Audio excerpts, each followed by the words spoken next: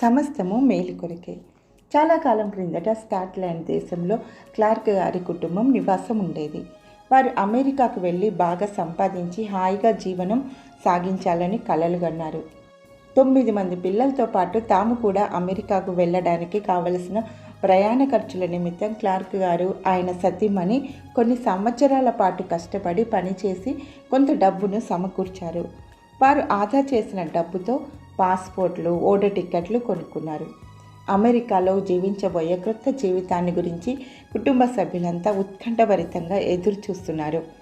ఒక వారం రోజులలో వారి ఓడ ప్రయాణం ప్రారంభం కాబోతుంది. ఆ సమయంలో వారి చిన్న కుమారుణ్ణి కుక్క కరిచింది. గాయం పెద్దగా ఉన్నందువల్ల డాక్టర్ వచ్చి కుట్లు వేసి తగిన చికిత్స చేశారు. కానీ ఆ ఇంటి ముందటి తలుపు మీద పసుపు పచ్చని కాగితాన్ని అంటించారు. ఈ ఇంటిలో అంటువ్యాధి ఉన్నది. 14 దినములు బయటి వారెవరు వాళ్లతో కలవకూడదని, ఆ ఇంటి వారు బయటి వారితో కలవకూడదని దాని అర్థం. అంతే. ఆ కుటుంబం యొక్క కలలన్నీ కళ్ళలైపోయాయి. వారి ఆశలన్నీ నిరాశలైపోయాయి. వారి కలల సౌధం కళ్ళ ముందే కుప్పకూలిపోయినట్లు అనిపించింది.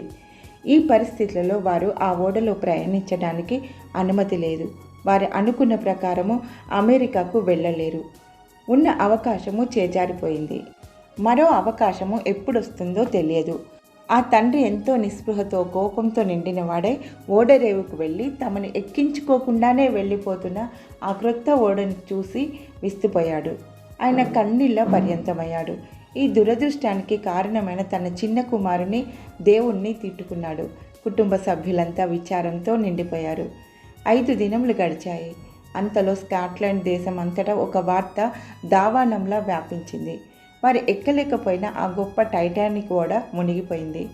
దేవుడు కూడా దాన్ని ముంచివేయలేడు అని ప్రగల్భాలు చెప్పబడిన ఆ మహా గొప్ప ఓడ దానితో పాటు కొన్ని ప్రాణాలను అట్లాంటిక్ మహాసముద్రం యొక్క అగాధ జలాలలోనికి తీసుకొని వెళ్ళిపోయింది.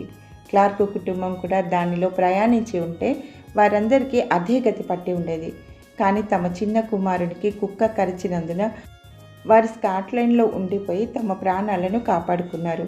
క్లార్క్ గారు ఈ వార్త వినగానే తన చిన్న కుమారుని గుండెలకు హత్తుకుని కుటుంబాన్ని కాపాడినందుకు ధన్యవాదాలు తెలిపారు.